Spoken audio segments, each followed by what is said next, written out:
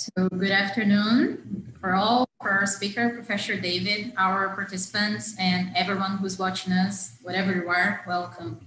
My name is Victoria, and here's co-organizers of the working group. I have my colleagues, Daniela and João, and I also have the pleasure to be between friends and colleagues. So today as debaters, we have Professor Julia Gracia and Mateus Pupi.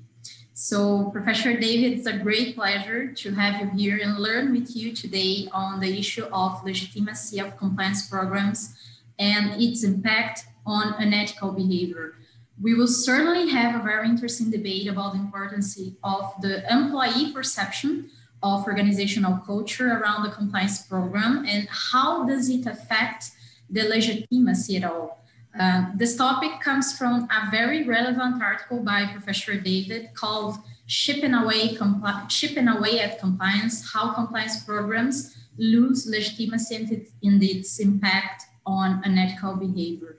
So I personally find this topic, I like this topic a lot because it necessarily touches the evaluation of ethics in the business environment. Because when we talk about compliance, we are talking about people and company culture. So one of the great challenges today is associated with metrics and culture indicators in the business environment. So, I mean, today we talk about ESG and how to measure sustainability, but the difficulty of measuring ethics is no different either. So it's gonna be an amazing event. So since the first webinar, we have had the joy of counting on participation of friends, colleagues, and professionals from Brazil and other countries. So just remind that all of our webinars are recorded and available on YouTube if you want to recommend it to someone. We have already almost 20 webinars available in our channel. So you're all invited to keep joining us in our next events. And I am going to quickly present our speaker. David Hess is Professor of Business Law and Business Ethics at the Ross School of Business at the University of Michigan, lecturing courses of business law, business ethics, business and human rights, corporate governance, corporate social responsibility and negotiations, as well as business law section editor for the Journal of Business Ethics. Professor, thank you so much for accepting our invitation. And after your presentation, we will open a quick panel for questions. And our participants, please feel free to bring your own remarks. Thank you. All right, well, thank you very much for inviting me here. I'm going to try to share my screen. All right, I assume you can see that? Perfect, yeah. All right. We've been teaching a little bit in person here, so my Zoom skills are a little rusty. Well, thank you again, I said, for being here. I've been teaching a lot the last couple of months, and my students took their exam today, so this is a nice way to start putting on my research hat and start thinking about these issues again, you know, moving forward the next few months. And so I know you asked me to speak on legitimacy of compliance programs, but hopefully I won't extend my welcome. I was also wanted to talk a little bit about sort of the implications with respect to human rights due diligence, right? So it was sort of an extension of this. So, whoops, there we go. Just you've mentioned my background. You know, I noticed you have business and human rights in your title. And so a lot of my past research is sort of from non-financial reporting, anti-corruption, compliance and ethics, which we'll talk about today. Those are all very relevant to human rights due diligence. So as I mentioned, we'll get a sort of a presentation on that first paper, chipping away at compliance, and then just kind of very quickly kind of go over one extension of how it might apply to human rights due diligence, right? How can we think about these issues in a different context? So hopefully that is okay. So, you know, in the news, we see all of these major scandals and, you know, we wonder why do these things keep happening? We've seen a proliferation of compliance and ethics programs in the last 25 years or so, but we still see the same issues, major scandals coming up again and again and again. And it's not just big scandals, but on a day-to-day basis, on a wide range of corporations, same things are happening, right? This comes from Ethics and Compliance Initiative does this survey about every 3 or 4 years. I guess I need to update my slide for the most recent one, but generally find people they survey say, hey, 50% or so, give or take, have observed misconduct within their organizations, right? Which leads to these questions: what's working, what's not, with respect to compliance programs. So one perspective, Bill Lawfer from the Wharton School, discusses it as a compliance game, essentially where corporations know that it's difficult to determine, is my compliance program working? And they also know it's even more difficult for regulators, such as the Department of Justice in the United States, to know if your compliance program is working. So companies essentially are incentivized just to sort of purchase enough of a compliance program so that it looks like we're working hard. And if some sort of wrongdoing does occur, we can say, well, that was just a bad apple, right? That was a rogue actor. We, the corporation, shouldn't be punished because it was that one individual who got away with it. I had sort of I don't have a different perspective, but some other questions, right? Is it, even if a corporation is not playing the compliance game, even though there are strong incentives to do so, companies that are well-intentioned trying to implement a compliance program, where can things go wrong, right? And that's where I talk about this issue of legitimacy, right? So, companies that, let me just skip it. Whoops, I guess I'm missing a slide I thought I had there.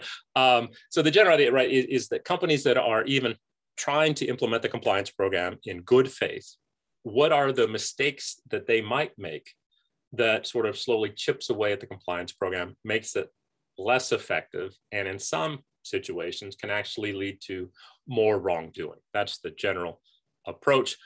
So legitimacy is this general idea that, hey, in this case, the compliance program, we should follow the rules. That's the right, appropriate thing to do. We have a sense of obligation to do so. And so what takes away from that sense of legitimacy?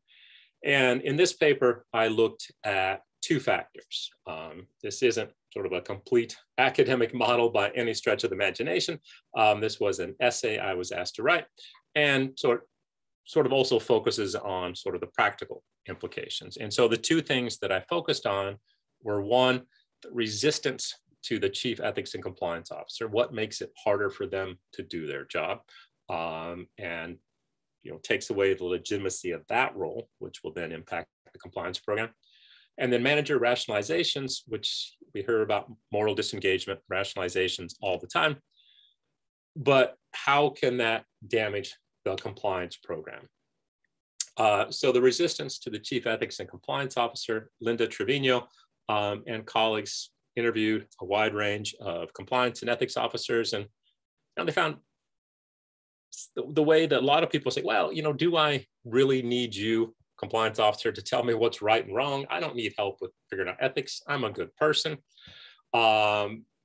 If I have any questions, I'll go to the legal department. They've been around for a long time. They can tell me what the law says. So again, both of those things start to chip away at the legitimacy of that role. Why do I need to listen to you? Why are you there? It's hard for a compliance officer to demonstrate effectiveness, right? How do you show, hey, we're doing a great job. These resources you're spending on us are well spent. We're the reason that the company's not engaged in wrongdoing. That's a hard thing to do, right? That's a challenge that they face. So again, that sort of chips away at their legitimacy. How do you prove you're creating value? I can see other departments, the value they create, but what about you, right? So all of these things sort of push the compliance and ethics officer to the background, right? And the importance of the compliance program. The other aspect that I thought was interesting, and I would love to see more research on this, is if somebody violates the rule, right, under the compliance program, you got to identify the wrongdoing, sanction a person if that's appropriate, change the incentives, change the controls, whatever it is to improve our compliance program going forward. But managers sometimes will see wrongdoing and not do anything about it, right? And why is that?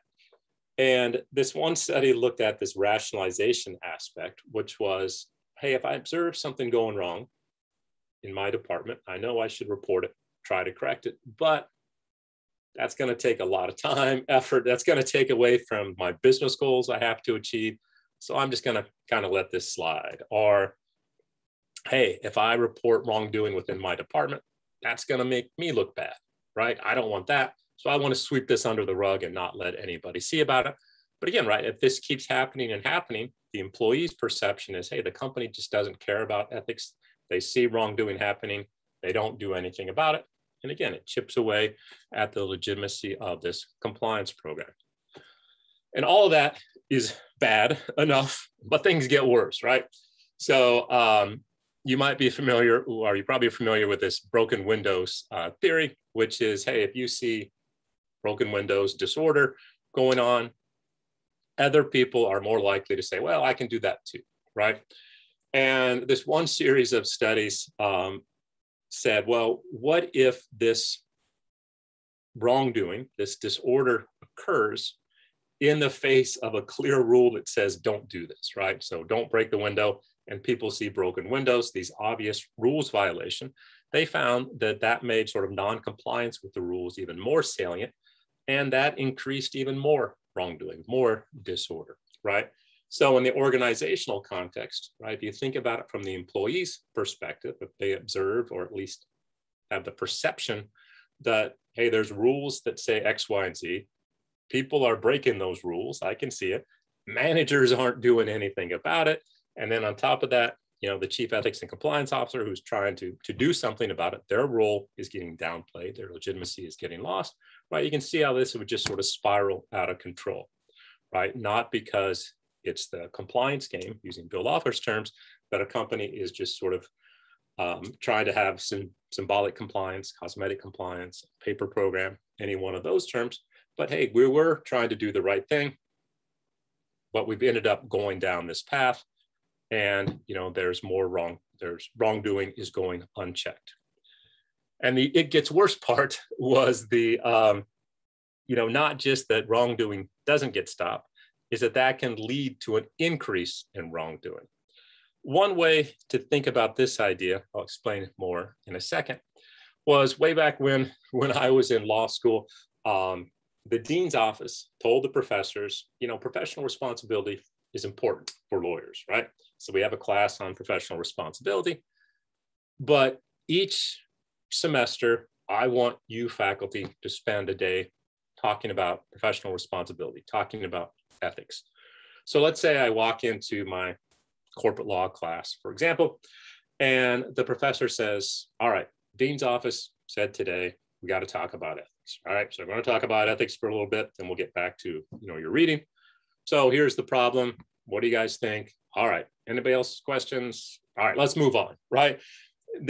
By the way that they raised that issue, it looked very much like, hey, this is just some external body telling us to do something, but it's not really important. You don't really need to know this to do your job, to be a good corporate lawyer, for example. So by the way that the issue was presented by the professor, that probably made things worse, right? It would have been better if they wouldn't have said anything, right? It really delegitimized the topic. And that's kind of the same thing that is going on with organizations. This ethical infrastructure model by Ken Brunzel and colleagues is a great model, I think. And it's got a system, it's got the formal system, the informal, then the organizational climate. And one of the arguments that they made in this paper was that the relationship between the ethical infrastructure, which is all three of those things together, if it's strong, right, then wrongdoing goes down. Right? But if it's a weak ethical infrastructure, which would include sort of a delegitimized compliance program, unethical behavior is actually going to go up, right? That was the way we've got that curvilinear model there. That is what she's arguing. And there's evidence to support that. This is a study by Linda Trevino that's, you know, over 20 years old now, but it was a large scale study. And it found if employees perceive the company's compliance program as just being there to protect management, right? So this is not a legitimate program. It is just there to protect the company. She found increases in observed unethical behavior and had a negative impact on people reporting issues, seeking advice, all of these things, right? What would be necessary to develop a strong ethical culture. And then I won't talk this, but this was the Academy Management Journal, I believe, was a case study of one particular organization and shows how their compliance program, the rules, by the fact that they were ignored by management, violators weren't punished, they were sort of just, laughed at, made fun of for getting caught, how that, again, sort of delegitimized the program as well as the values behind the program, right? These things don't matter for how we do business. And then wrongdoing took off until this company was criminally charged. So in terms of, reforms, what I suggest in this paper, a couple ideas, what can we do to really develop and protect the legitimacy of the compliance program, as well as helping organizations or incentivizing organizations to look at these issues and therefore intervene before things have spiraled too far out of control. So the board of directors, should there be a committee focused on compliance? Quite often it's in the US, it's the audit committee that has responsibility for compliance, but they deal more with financial issues, right? This isn't necessarily a good fit with them. If you were to have some sort of a standing compliance committee, then the board directors are obviously going to devote the appropriate time to it. They're going to develop expertise over time, as well as it shows the organization this is a legitimate topic, right? We've got the committee board level focused on this. This shows how important it is to us. Likewise, the importance of having a chief ethics and compliance officer as a standalone position, not sort of under the general counsel's office, for example, and having a certain level of independence, such as reporting to the board rather than through the CEO. Again, it helps create this idea of reducing these conflicts of interest that employees will see, gives them more legitimacy, as well as independence to do their job, and that level of authority, right? People recognize it's held up within this organization. People are more likely to listen to them and understand that they have the support of the organization, right? And then the last one is this issue of corporate culture. What's the best way to measure it? There's lots and lots of debates, and it may be different for different types of organizations. There's not particularly that I'm aware of, the one best approach. But how can we encourage organizations to start thinking about these things, right? And so if you have it required somehow and put it under the responsibility of the chief ethics and compliance officer, right? Then they take ownership of it. They ensure resources are devoted to it. And we can start down a path of, getting more managerial experience with measuring compliance and ethics programs, measuring corporate culture, and hopefully things will improve in the future.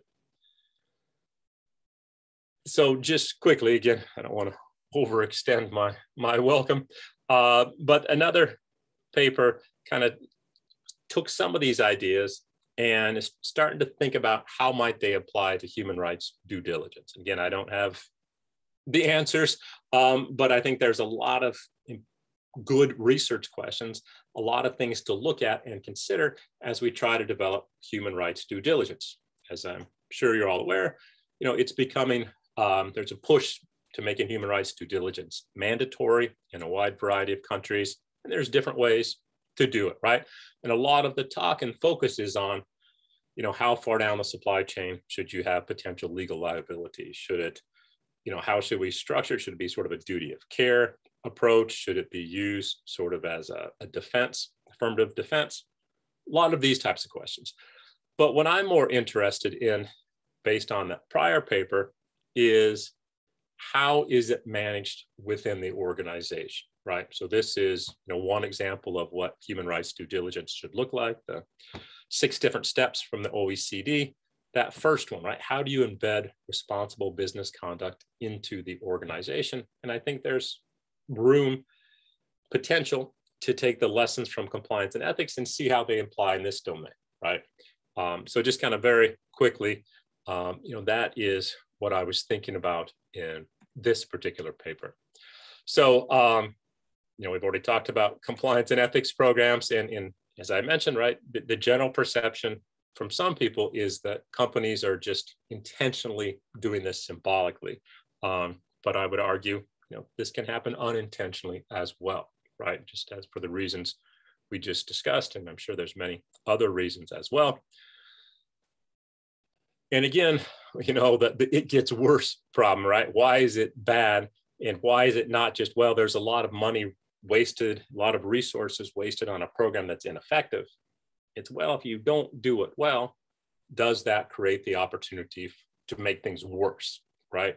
So, Bill Lawfer, again, he focused on sort of this moral hazard problem. So if a company can, again, essentially adopt the appearance of a compliance program that you're working on these things, or in this case, a human rights due diligence program, and you, company, are able to use that to say, hey, if there is wrongdoing, we did everything right. Look at our great, beautiful human rights due diligence program. It was that bad actor over there, that supplier, who broke the rules. Then does that create this moral hazard problem where the company is even going to exercise less care because they know, hey, we're not going to get sued. We're not going to get in trouble. We have the appearance of a compliance program. We have the appearance of a human rights due diligence program. We can push responsibility off to somebody else. They're the one who's going to get the blame, right? So is that something that we should be concerned about? And then, the reasons I talked about, the same things. Could they happen with human rights due diligence in terms of, will this program potentially lose legitimacy in the eyes of the employees, right? They see the company doing these different things, but they don't necessarily see it changing actual company behavior. Is that going to cause them to have sort of less respect, less sensitivity to the values behind that program, and make things worse, right? So moving forward, what to do about this? I'd focus on sort of three aspects. One is who should be responsible for the human rights due diligence program. And one of the questions is, should this be the responsibility of compliance, right? I know a lot of people sort of think, in a survey conducted in Europe, had a concern that if human rights due diligence becomes mandatory, then it becomes the responsibility of legal or compliance, and they thought that would lead to more sort of the paper program. In the US anyway, the compliance departments have sort of a different perspective from the legal department, as this slide sort of sets out. That's sort of the general view. They're not there to just sort of protect the company from legal risk, but to develop, preventative programs, to identify problems, to remediate problems, those types of things, right? Which is a very different perspective. So, should the compliance function, does that match up well with human rights due diligence, ESG in general, right? Are they the ones with the experience who have already done this, even with respect to anti-bribery programs, for example? They have the infrastructure in place. They work across departments. They're used to managing risk. Is that the best place to put it, right? And then, another potential place would be, of course, the sort of a social responsibility department. I think it would be very interesting to look at how they are managing these things, how they are managing these issues, right? At the minimum, you'd want all the departments working together, but which one sort of has the right tools, the right motivations to do it appropriately? And then same things, right? To make sure it is legitimate, you got to make sure whoever's in charge of human rights due diligence has sufficient status within the organization, is recognized as having expertise with respect to this topic, right? That they are in a position, such as reporting directly to the board of directors or at the officer level, where they are able to capture managerial attention and ensure appropriate resources are devoted to this topic, right? These are all the different things that whoever's in charge of that function within the company has to do, right? If they are lacking on these factors, then they're not going to be able to necessarily drive the change that they would like to. So we need to think about that. And again, that's another area where I think there'd be a lot of research. Two quick things, and I'll be done, is again, board of directors, what role should they have? Should this be combined with compliance? And have a compliance committee on the board. Fiduciary duties and this care mark duties is sort of in the last couple of years, it's become a bigger deal here in the US, which is the general idea that boards have a responsibility to ensure the company has a compliance program in place and that they monitor what's going on. Previously, there was not much legal liability connected to it. That has changed in the last couple of years. So to the extent that there is some sort of mandatory legislation, could this raise the issue? Could the development of this sort of new care mark duties on boards of directors, as well as that legislation, really push things forward in a positive way, is something that I mentioned in this paper. And the last thing, I promise, is we focus a lot on the external reporting, right? Transparency. But one of the lessons from compliance and ethics, right, is we also need to focus on that internal flow of information. So one aspect is making sure that the board of directors gets the information they need to oversee the program.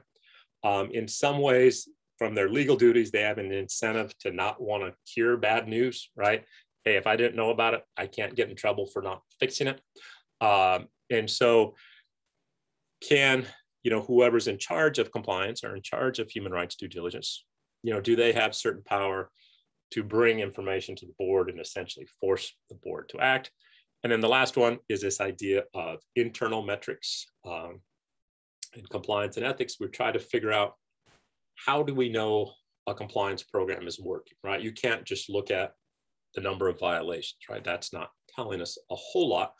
But we want to look at things, and this is a quick, easy example for like your whistleblower program. Not just 99% of our employees were trained on the whistleblowing program and they know it's there, the hotline to report problems, but we need to dig deeper, right? Who's using it? What are they reporting? What's been the response? So on.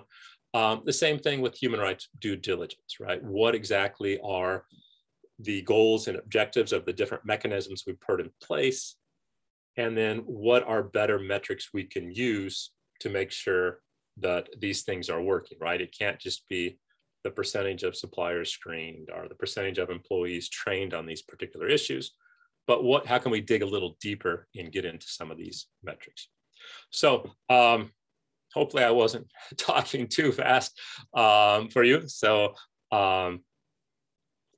thank you again for having me here and let me think through some of these issues again.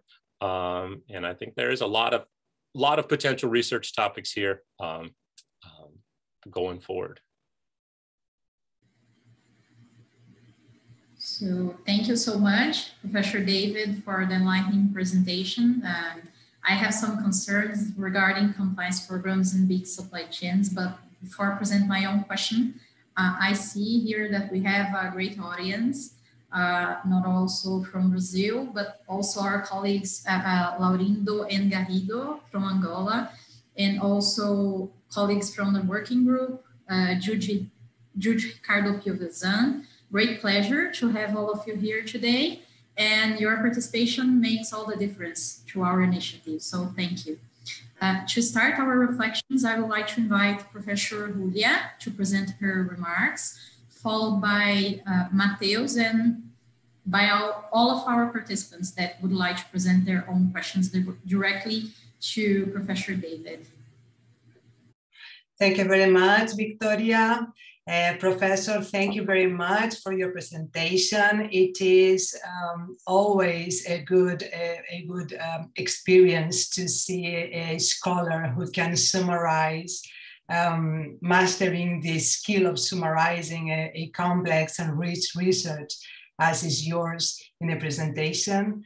I am a PhD candidate, still working on that, and always nice to take lessons from scholars like you. One of the things at large that I really like about your work is how you encompass the managerial perspective. This is a very good issue for us with a legal background. Legal practice is essentially reactive, and working with compliance, not necessarily. If one takes the ethics perspective and work with ethical culture and other topics that are, as you highlight in your papers, fundamental for the effectiveness of a compliance program. I would like to point to stress two things. The first one is when you talk about the protection of the legitimacy of a compliance program, and then you talk about the compliance function, right? It has to be a standalone position, and it has to be separated from the legal function. And you have provided a very good argument. Till your paper, I only was reasoning in terms of possible conflict.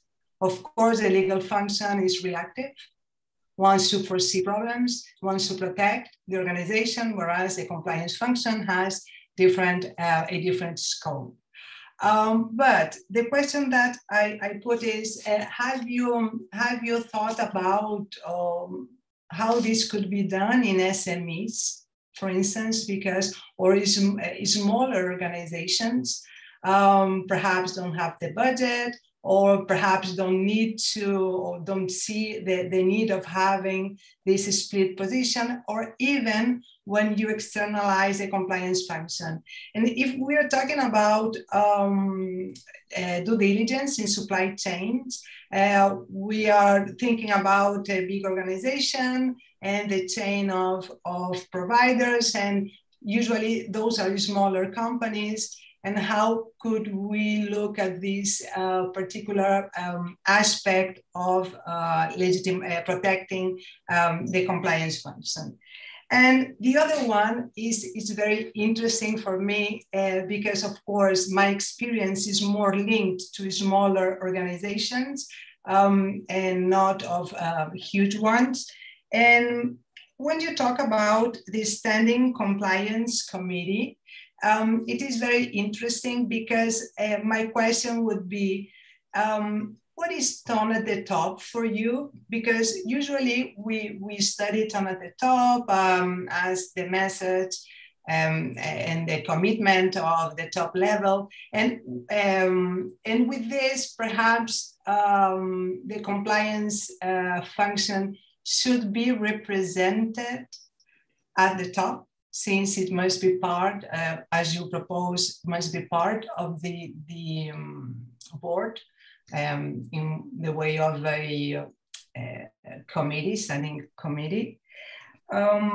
So those are my reflections. I don't want to put too much questions here. Of course, we could be talking about your work till tomorrow at the very least. So thank you very much. Thank you. Did you want me to sort of quickly reply, or what was the process?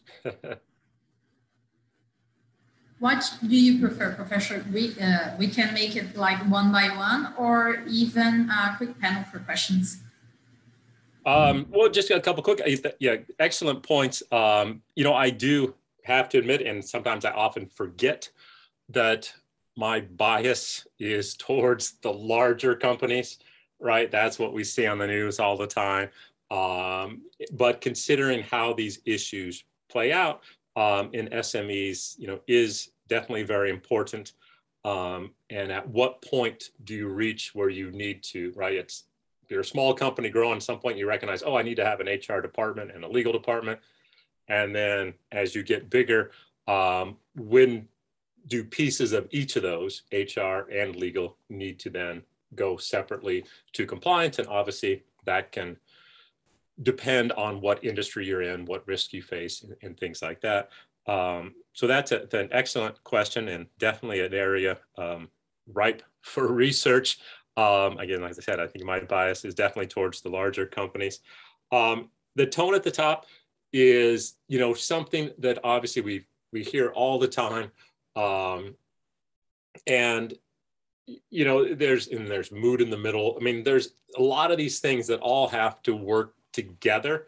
I think so much focus, it was after Sarbanes-Oxley anyway, you know, 2002, on this tone at the top, that is what companies, we just need to have the CEO and the board of directors say this message and we're done, right? We've done our job, without recognizing how easy that can lead to the problems I've talked about. You say this, but we observe what else is going on, right? So, you know, when you talk about sort of more leadership as an individual, you have to be, this comes from work by, I believe, Linda Trevino, you have to be both a moral manager and a moral leader, right? So you've got to be a person who does the right thing, but you also have to, lead by exposing the values, stating the values, acting on them. If somebody violates the rules, they're punished, rewarded. You need both aspects, right? Otherwise, if you just try to walk the walk of a moral leader, but without being a moral person, people see through that pretty easily. So you definitely have to have both aspects.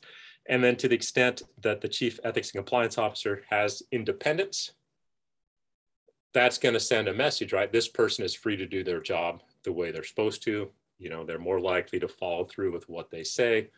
So I think that can definitely be a big part of that. Yeah, excellent. Yeah. I wish I had more to say on SMEs, but it's definitely an area to mark down for future research.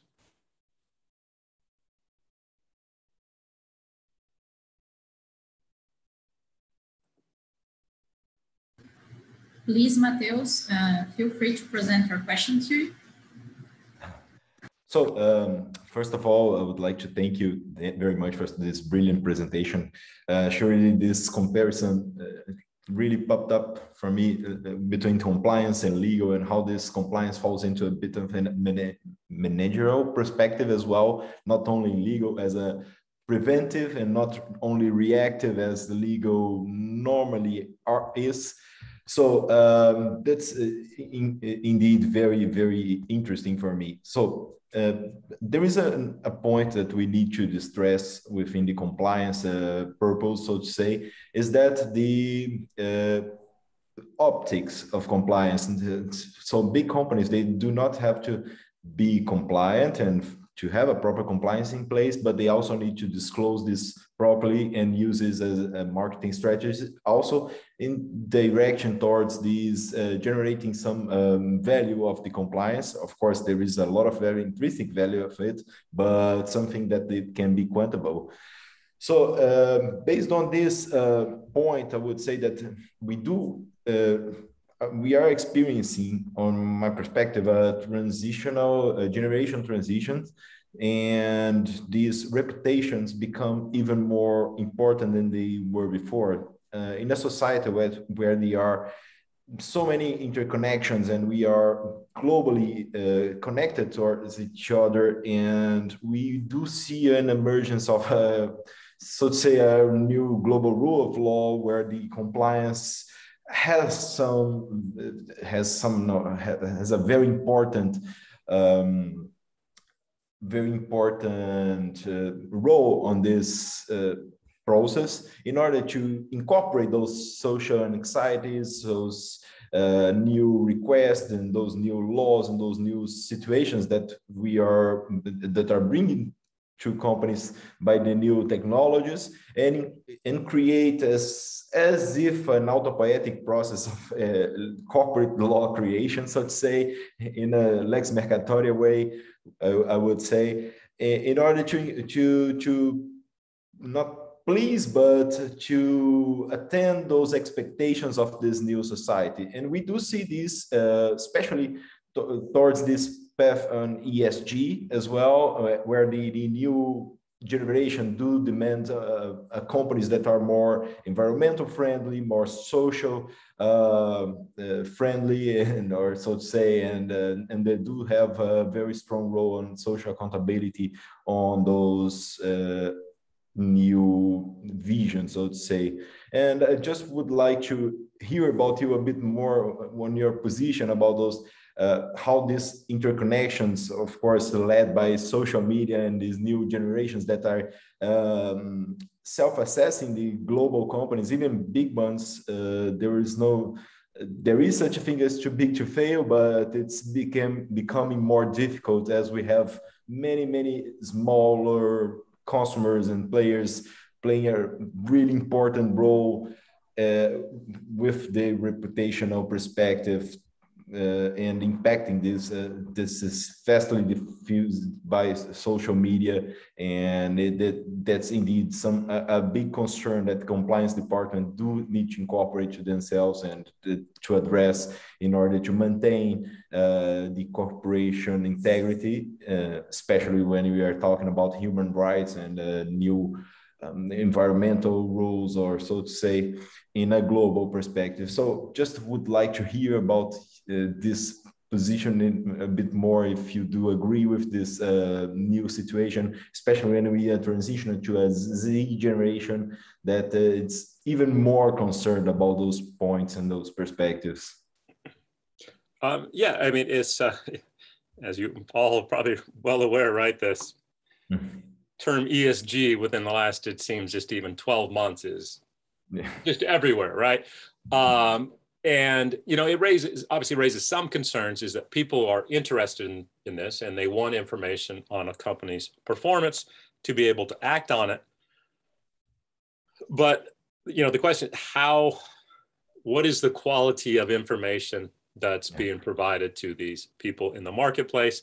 You know, if I want to invest my retirement portfolio in an ESG fund, that makes me feel good, but how do I know that it's really making a difference, right? I really have to dig in there, and may not even be possible, right, to figure out what exactly the screens they're using, what's the criteria they're using, what is the quality of the information that criteria is being applied to. Are there sort of just random arbitrary cutoffs?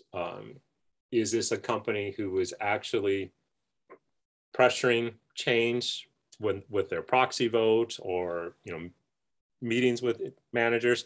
Or is it much more sort of this passive, you know, we're just going to see how companies did and, you know, incorporate that into our metrics? So, I mean, that's one concern, right? And then obviously the more people pay attention to this issue, the more they want transparency. But then you've got the paradox, but the company is like, well, but now I need to really manage this flow of information because it's even more important. So I want to be less transparent. And so that's where potentially somebody from a compliance function could create value, right? If they have this certain level of independence, you know, to try to not just focus on hiding risks, you know, hiding bad news, but if it's a situation with a supplier or whatever the case might be, you know, really trying to engage in the remediation of the problem, right? You know, how are we going to get there? You know, that is, of course, the million-dollar question. But part of it, you know, the first part of it is, right, who should have sort of responsibility for these issues? Is this something that perhaps compliance could play a better role in than perhaps some other departments in terms of how they push for change in the organization and what their incentives are? You know, there's been a lot of talk around this issue in question. So I would love to see more research and more people thinking about it and talking about it. Yeah, but my main concern is, yeah, the more people are paying attention to ESG, then we've got this risk of, you know, all major investors want to say, oh yes, we have ESG incorporated into our investment analyses. Was it Deutsche Bank that got in trouble with the SEC for some of these issues? I think it was them, saying that they were incorporating ESG factors, but it was clearly just a marketing ploy. They weren't actually doing it. And then obviously consumers, investors we're limited in how much information we can absorb and judge, right? Judge the quality of this information. Is this something I really should act upon, or am I receiving misinformation? And so is it appropriate? You know, we're seeing more government legislation in respect to both disclosure, human rights due diligence, things like that. We can't just leave it to the market. Do we need the government to get involved as well? Yeah, I fully agree. That's a more, perhaps even self-regulated regulation or towards something in this direction. And surely I agree, we need more metrics and more, especially for those new purpose. And this would play a very huge factor to have some proper information, not just random information as we are currently observing. Correct. And obviously some things are easier to measure than others. Yeah. Environmental issues, perhaps human rights issues, less so. But there's a lot more attention being paid to it. So smart people discussing it. So hopefully we're on the right trajectory. Thank you. Thank you very much, Professor. So thank you, Carolina. Feel free to open your microphone. Okay, do you hear me well? Yes.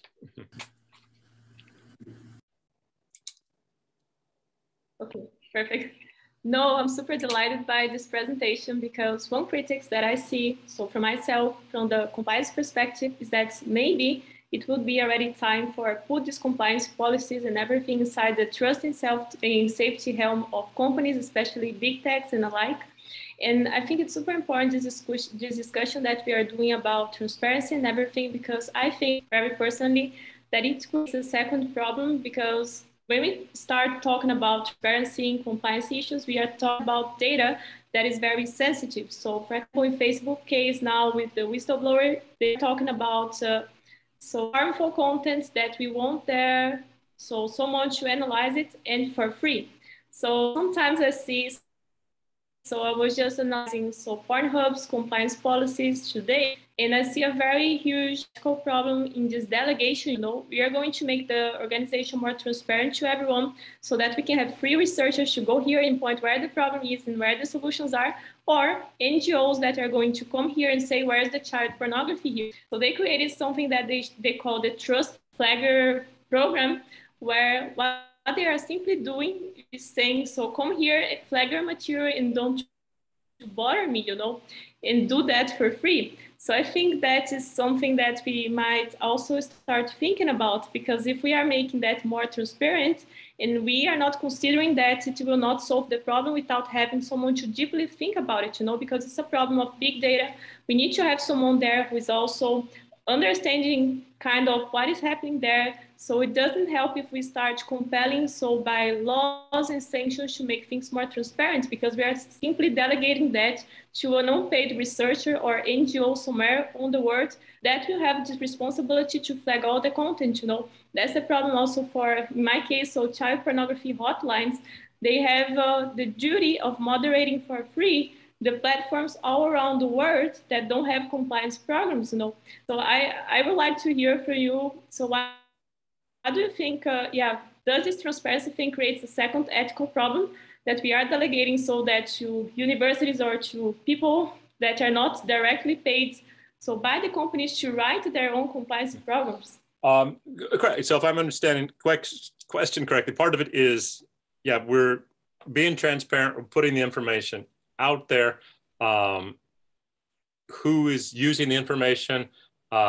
Do we need, so if companies are required to disclose on ESG issues, the general idea is that is investors acting upon it, consumers perhaps. Do we need more sort of government regulation over it? A, to make sure that it's accurate, right? It's been audited, this is an accurate depiction. But should there be some sort of regulators forcing companies to change behavior, right? So when we talk about human rights due diligence, for example, how much is it just, well, if somebody sues you for a human rights violation, then you can use your human rights due diligence program to say, no, we lived up to our duty of care, we did our best. Or should we not wait till there's a problem, but regulators should be interacting with companies on a regular basis to see, all right, what are you doing? What risks have you thought about? Are you responding appropriately? Should the government take on a bigger role in some of these things? And there's some research with respect to that on human rights due diligence as well, right? What is the role of the regulators?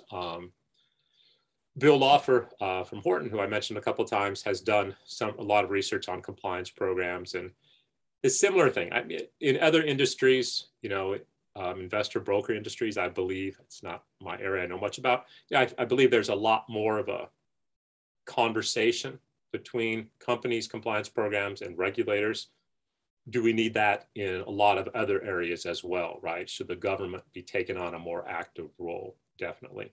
One other thing that kind of relates a little bit to what you talked about, but it's more on the self-regulation side is, and I mentioned it in that second paper I talked about, should, you know, the board of directors, if we have a committee that's focused on compliance or focused on human rights or both, you know, they need to have the resources where perhaps they should be able to bring in their own experts, right? Say, hey, I'm a board of directors member. I'm not an expert on these particular topics. We need to be able to disclose information to this person or this organization and have them advise us, right? And then that way, that's another way to sort of bring that expertise into the organization as well, more preemptively rather than waiting till there's a problem and then focusing on liability or something like that. Yeah, thank you. Absolutely, thank you. Please, Dani, feel free to present your remark too. Hi, Professor. Thank you very much for your presentation. I have a sort of two questions, actually. They're both related, and they both relate a bit for what Mateus asked, but also a bit of what Carolina asked as well. But first of all, I really like the distinction you draw between the legal team and the compliance team. It's something that I've seen in Brazil in actual cases, that legal positions from firms is very, very different from what they say in their reports, for instance, or what the compliance program says. And my question is basically, how do we determine and what do we say it's corporate behavior when these two different departments behave so differently? And this impacts in cases when, for instance, there's need to redress, or it's very common in human rights. So, for instance, there's a disaster, there's a harm that needs to be repaired, and the corporation is very nice about their HRDD laws, their compliant behavior, and etc., how they're good at ESG and etc. But in the real side, when they go to the courts, they basically deny everything and say they have no liability at all for this. And so, how do we say that this company is actually? Well, how do we claim what is ethical behavior here when there's so much different behavior in between these two projects? Of course, the company has the right to defend itself, but I kind of ask as well how to manage that, and shouldn't there be a little bit more conversation between these two departments, and if so, how? And the other question, which is a bit more complicated, maybe, but it's how can we, not only we, but actually specifically prosecutors or regulators, measure legitimacy of compliance programs or the culture, as it is so important to actually to have a real enforcement to what actually needs for a project. I mean, I think you get it, right? How can we, as prosecutors or regulators, how can we understand if that program is legitimate or not? And that's it. Thank you. Thank you. Yeah, for your first question, you know, that's a challenge, right? The legal department's natural inclination then is to protect the company from legal liability, and compliance's function should be, right? If it's, say, a human resources issue within the organization, their position should be, all right, here's one of our employees that was harmed. What can we do to protect their rights? What can we do to ensure this doesn't happen again, right? Versus legal might be, oh, what do we have to do to make sure that if this person sues us, you know, we don't get in trouble. So, right, those clash up against each other. And so part of it is, you know, to not have legal win that battle every time. Compliance has to have that level of status, respect within the organization, so their voice gets heard as well, right? And, you know, there's not one right answer necessarily. And, you know, we got to find that right balance of protecting the company, but doing right by the employee, for example, who was harmed in this situation. But to be able to have that actual debate conversation, compliance has to have that legitimacy, has to have that respect, have that authority within the organization to ensure that their voice is heard, I would say. And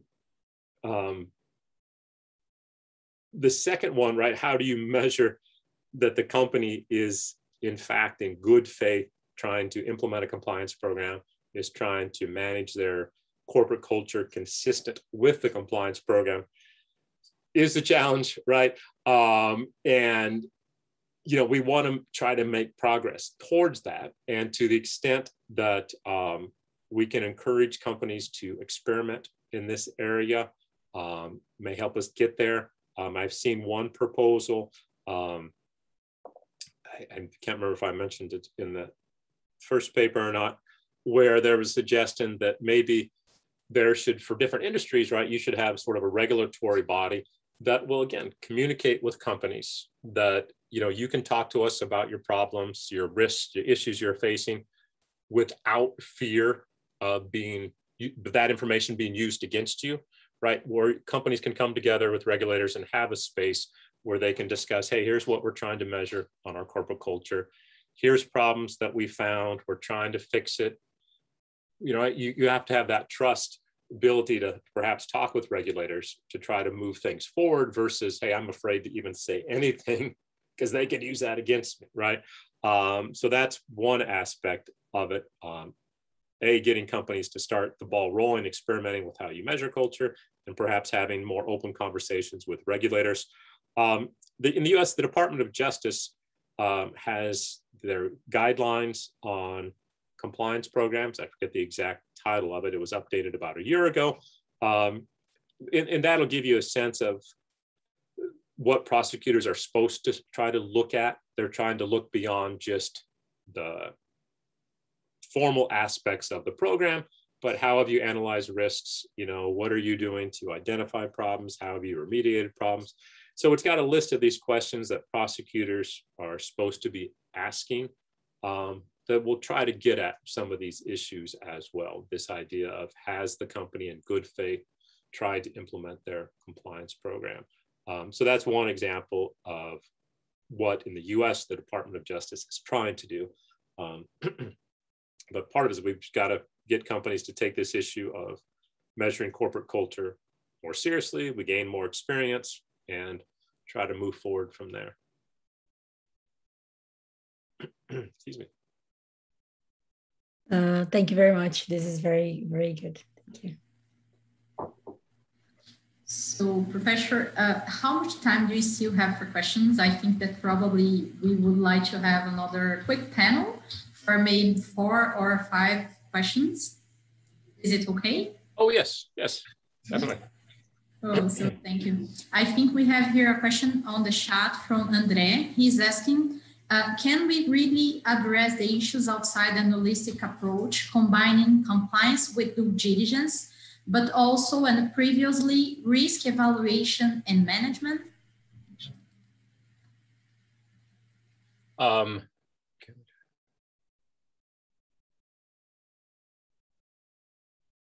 So is the idea that we can't sort of compartmentalize these different aspects? No, that's definitely true. I mean, so even though I think, you know, somebody's got to be sort of in charge of the process. If it's sort of too diffuse, nobody's really has responsibility for it. It's sort of the same thing with measuring a company's culture. Unless it's clear that this belongs to the compliance department, other people may say, other people in the organization, well, why do I have to help you out with this? You know, maybe people won't give them resources to do so. So somebody needs to be sort of in charge and responsible and have the authority to say, this is what we're going to do, and the legitimacy that people are going to listen to them and cooperate with them. But it needs to be sort of a more sort of holistic aspect. And there are some people's argument is that compliance is perhaps in the US anyway, well positioned to do that. They're used to working across multiple different departments. They're used to putting in different sort of parts of the infrastructure that you need to do so. But definitely it is something that has to to bring all aspects together, right? Especially if you're talking about human rights due diligence. You know, you've got to have the people, you know, working on the supply chain, discussing what their issues are and concerns, those types of aspects. So if I'm understanding the question correctly, no, I would definitely agree. And then obviously, you know, this becomes the responsibility of the board of directors. And how do we make sure that the board of directors is devoting sufficient time and resources to this topic as well? I mean, obviously there's tons of demands on their time, but how do we make this a priority? And making it an aspect of a certain committee's charge is one way to help start anyway. So thank you. I think that probably Judge Ricardo would like to present his question. Hello, thank you very much for the invitation again, Victoria, and for the professor from the very good lecture until now. I'm really enjoying. I'm a judge here in Brazil, and I had a question that I try to understand how you Americans deal with the reputations of the companies that are involved in some kind of financial scandals or something.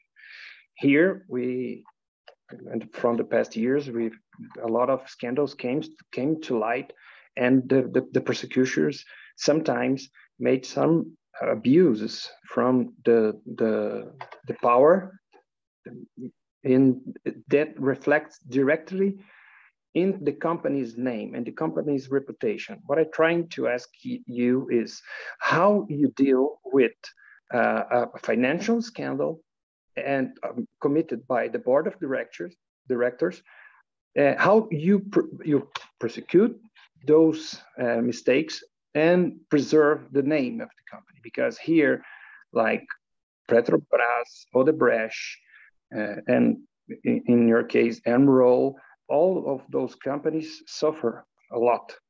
And for me, there is no protection of the company. And I try to understand how you deal with this. Surprisingly, actually, in the US, a large part of the criticism, at least from the academic community, is kind of the opposite, that we're letting the companies off too easy. Whether it's, you know, Goldman Sachs, they had employees paying corruption in that one MBD scandal in Malaysia. McKinsey Consulting was involved in consulting Purdue Pharmacy, you know, with you know, the drug issues, and the list kind of goes on and on. And most times corporations will receive a settlement agreement, deferred prosecution agreement, non-prosecution agreement, something on those lines, which, and I would need to go back and look at the research. I know there's been some studies a while back anyway, don't really seem to impact their reputation too much. And so there's a push from people to say, you need to criminally charge the company, right? They need to be labeled in society as a criminal. Otherwise, they're just getting off sort of too easy, right? And again, this is going back to and there's also a debate that this is a protection that large companies receive. SMEs, hey, they may get punished more so, but the large companies are able to essentially get out of being criminally charged through these settlement agreements. Individuals may be criminally charged, but the companies can settle. It looks more like a regulatory fine. The investment community sees, all right, you paid the fine, this is done, we can move on, right? We're happy. Consumers don't seem to be too impacted, or don't seem to impact them too much. That's been sort of my general perception. It's been a while since I looked at the research, but it seems to be sort of the opposite, that people are clamoring for more. My question is something like, we have a company that employs a lot of people.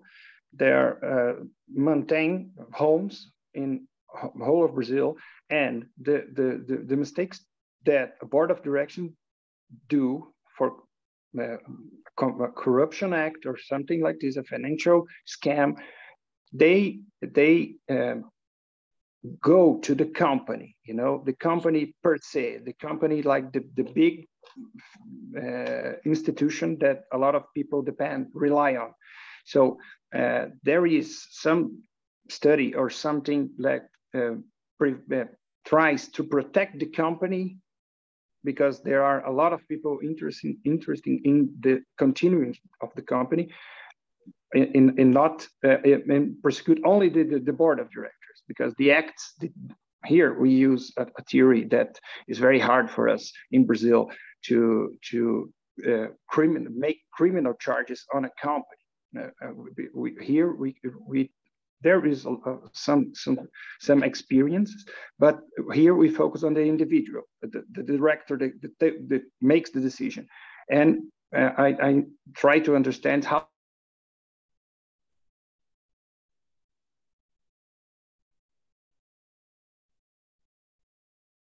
the company name and the company reputation.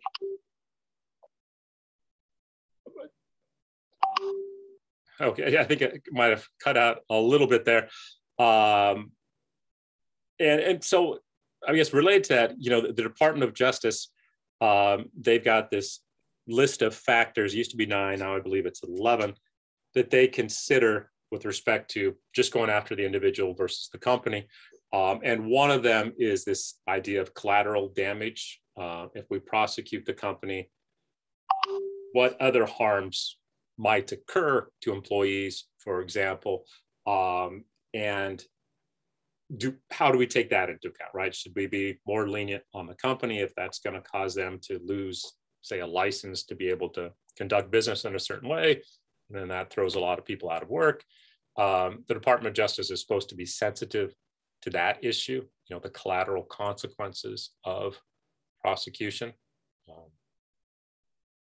Okay, thank you very much. Sure. So please, João, feel free, the floor is yours. Thank you, Victoria. Thank you very much, Professor Hess, for such an insightful presentation and debate. If I may, I would like to ask you 2 questions. The first one is related to your work on ethical infrastructures and evidence-based compliance programs. I find it fascinating that you provide an important analysis of the process of sanctioning inside the corporation, and you use, as I have seen it, procedural justice aspects to provide sanctions for corporate misconduct. So I would like to ask you, what are the bases of this procedural justice for happening in the first place, and how it could prevent further offending by employees? And what is the role of retributiveness? I think you make strong arguments for retributiveness as a useful tool when considering sanctioning inside the corporation to prevent offending and recidivism of employee misconduct. And the second question I would like to ask you is more related to mandatory human rights due diligence. We have also such an important work on modern slavery within supply chains, and in this work you agree that we need a shift from transparency-based solutions to mandatory human rights due diligence, to a mandatory human rights due diligence approach. So I would like to ask you, how can we evaluate that a corporation is developing a human rights due diligence maybe legitimate or fair enough to prevent human rights violations? So maybe how could we draw a line between one that is maybe a game, as you have said in the beginning of your presentation, of compliance game, and how we can evaluate if this human rights due diligence is based on a legitimate proceeding, for example. So thank you very much again for the presentation and for the debate, Professor. All right, thank you. Yeah, on your first one, definitely that ties into what we talked about, right? Procedural justice, right? You got to think that whoever is enforcing the rules is doing it fairly, right? That they have the moral authority to do so. There's been a lot of research by Tom Tyler and others on how important procedural justice is for rule following within the organization, right? Employees want to make sure that you're more likely to comply, follow the rules, believe it's legitimate to do so, right? If your voice has been heard, you feel like, you have been heard, you feel like you've been treated fairly. All those things can be very important. And, when we think about ethics and compliance training, a lot of it historically has sort of been telling employees, here's the rules, don't break the rules, right? That's not very effective by any stretch of the imagination. So, you've got to think about from the employee side, what can you do to train them of here's a situation you may face, right? A real example, perhaps. Here are the pressures on you. Here's the emotions you might be feeling, right? You're going to be more likely to follow through and do the right thing. And then from the managerial side, it's got to be, how are you interacting with your employees, right? These concepts of treating procedural justice, treating people fairly. What does that mean in your organization, and how, as a manager, can you ensure you're doing that, right? That's going to help ensure rule following as well. And so, there's a lot of interesting research in that area on, when do sort of sanctions work amongst them against employees? When would they just view it as, well, I just got a small fine if I break the rules. Clearly, that's kind of just the cost of doing business. Nobody cares. Versus finding ways that whoever's imposing the sanctions has sort of the moral authority to do so, that the moral message of the sanction comes through. Those types of questions, I think that's an area where there'd be a lot of great research that could be done to help us improve on that. Just thinking about, A, as I said, what is effective ethics training, and B, what is effective enforcement of the compliance code, what's necessary. And both are ripe for a lot of great research. On your second question, how do you know that this isn't, cosmetic compliance, paper programs, right? Those are the terms we use for compliance programs. And this most recent paper, I called it, to stick with alliteration, I called it decoupled due diligence, right? How do you know that the human rights due diligence is actually doing the things it's supposed to versus it's decoupled from your actual operation if you're just saying X, Y, and Z?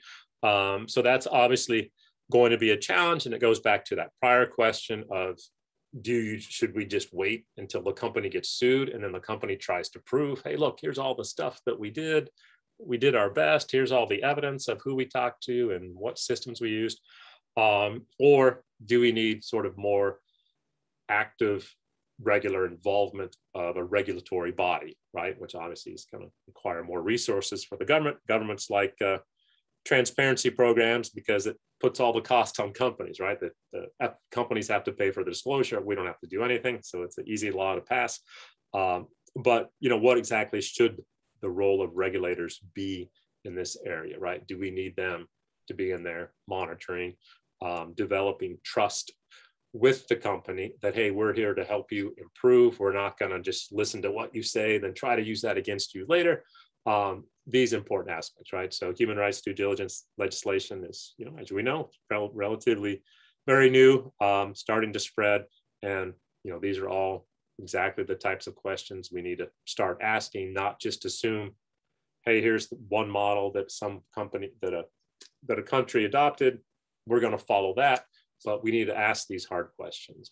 What's the right way to do it? And as we gain some experience, hopefully we'll keep iterating to better and better approaches.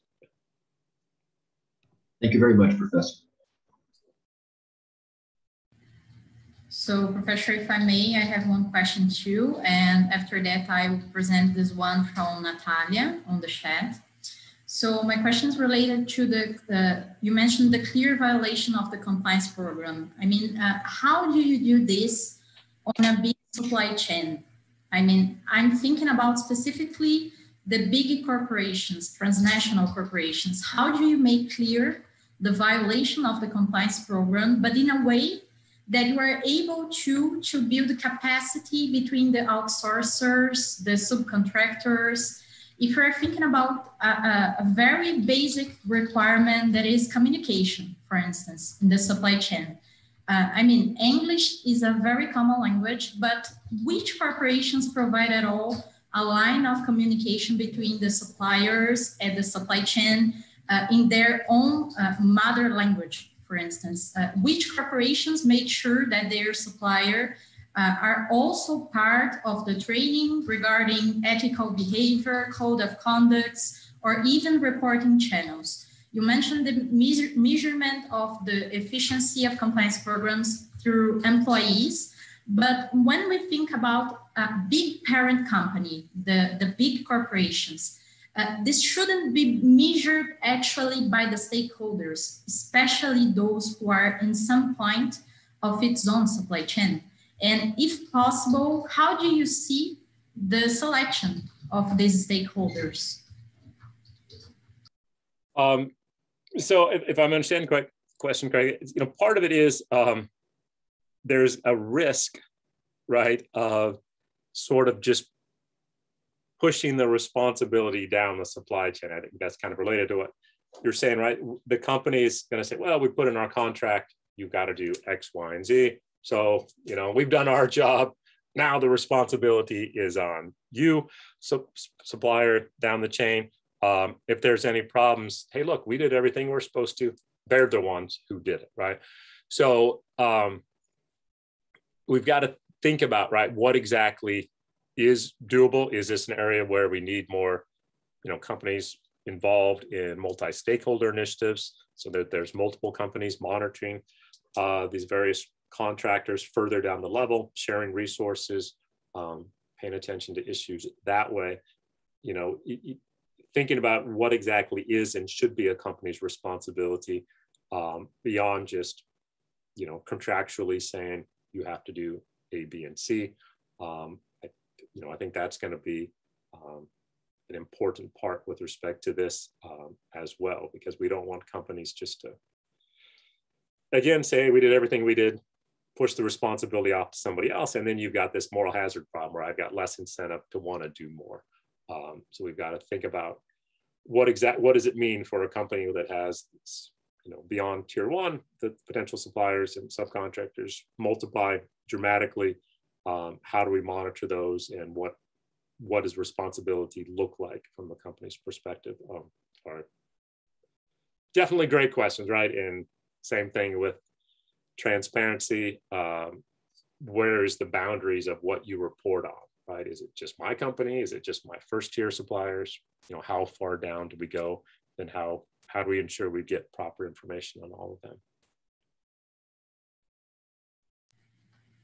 Thank you, Professor. I think that if we don't have any other question, I'll present the one from Natalia. She's asking on the chat if you believe that the lack of concern with policies that seek to compensate for the damage caused by companies can also undermine the idea of the legitimacy of compliance programs. Should these policies for dealing with damages actions also be a concern of the compliance units? I ask this because issues related to liability and class action are more common concerns in legal departments. So if I understand correctly, she would like to ask something about the relation between the compensatory and punitive damages and the compliance board. I mean, which is the relation between? I mean, again, goes back to what we were talking earlier. Compliance versus legal on how they might approach a problem. You know, one focusing on protecting the company from legal risk, and another one trying to both remediate the problem,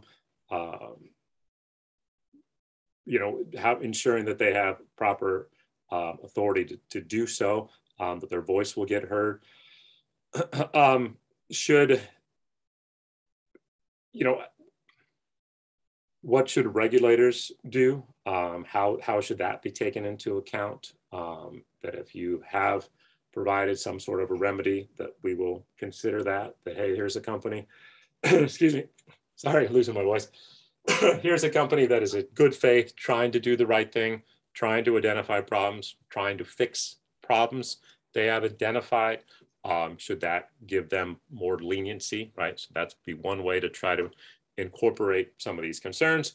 And then obviously, yeah, from this perspective, from legitimacy, I think that that's definitely right? If employees see that a company has caused certain harm, but then their response is just a very legalistic, hey, we didn't do anything wrong, we're not liable, that type of thing, right? Then that again sends the message that, you know what, this compliance program or this human rights due diligence program is just in place to protect the company.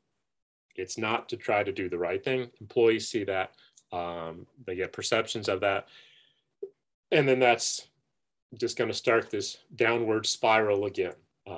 So, you know, that's definitely got to be part of the conversation as well, part of the approach of, you know, the compliance program or whoever's in charge of the human rights due diligence program. Definitely. So thank you so much, Professor David. Thank you at all for answering all of the questions. I think that the high-level debate raised all of these questions. And in the name of the Business and Human Rights Working Group, we thank you so much for the presentation. It certainly improved our understanding of the legitimacy of compliance programs. And I would like to thank all of you, our debaters, our colleagues and participants. We hope to have you tune our next webinars that are going on. And thank you again, Professor David.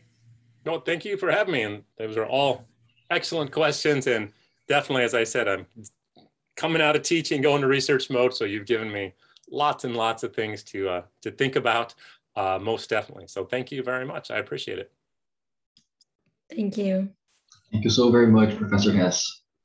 Thank you. Thank you so much. Bye. Bye.